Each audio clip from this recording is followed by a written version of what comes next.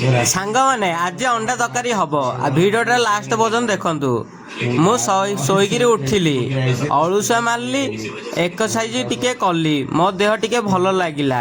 ତାପରେ ମୁଁ ଦାନ୍ତ ଘଷିବା ପାଇଁ ଆଇଲି, ଦାନ୍ତ ଘଷିଲି, ଗୁଚୁ ଗୁଚୁକ ତଳ ଉପର ଆଗ ପଛ କରି ଦାନ୍ତ ଘଷିଲି। ମୋ ଦାନ୍ତ ଘଷା ସରିଗଲା। ମୁଁ କୁଳୁକୁଚା କଲି, ମୁଁ ମୁହଁ ଧୋଇଲି, ତାପରେ ଆସିଲି ଅଣ୍ଡା ସିଝେଇଥିଲି ସେଇଟାକୁ କାଢ଼ିଲି, ସେଇଟା ଗରମ ପାଣି କାଢ଼ିଲି, ଥଣ୍ଡା ପାଣି ଭରିଲି।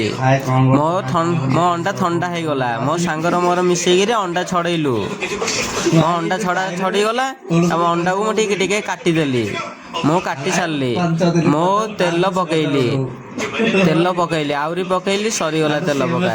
ମୋ ଅଣ୍ଡା ତେଲ ଗରମ ହେଇଗଲା, ଅଣ୍ଡା ପକେଇଲି, ଅଣ୍ଡାକୁ କାଢ଼ିଦେଲି। ମୋ ଅଣ୍ଡା ପୁରା କାଢ଼ିଦେଲି। ତାପରେ ଅଦା ରସୁଣ ପେଷ୍ଟ ପକେଇଲି।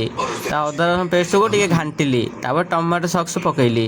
ତାପରେ ଟମାଟୋ ସକ୍ସ ଟିକେ ପକେଇ ଘାଣ୍ଟିଲି। ତାପରେ ଜିରା ପାଉଡ଼ର, ଧନିଆ ପାଉଡ଼ର, ଚିକେନ ମସଲା, ହଳଦୀ ପାଉଡ଼ର ସବୁ ପକେଇଲି। ମୁଁ ପୁରା ସବୁ ଯାକ ପକେଇଦେଲି।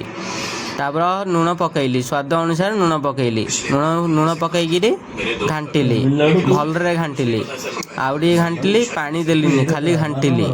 ଆହୁରି ଘାଣ୍ଟୁଛି ମୁଁ। ତାପରେ ମୋ ଘାଣ୍ଟା ସରିଗଲା, ଫୁଟିଗଲା ଅଣ୍ଡା। ତାପରେ ମୋ ଅଣ୍ଡା ପକେଇଲି। ମୁଁ ସବୁ ଯାକ ଅଣ୍ଡା ପକେଇଦେଲି।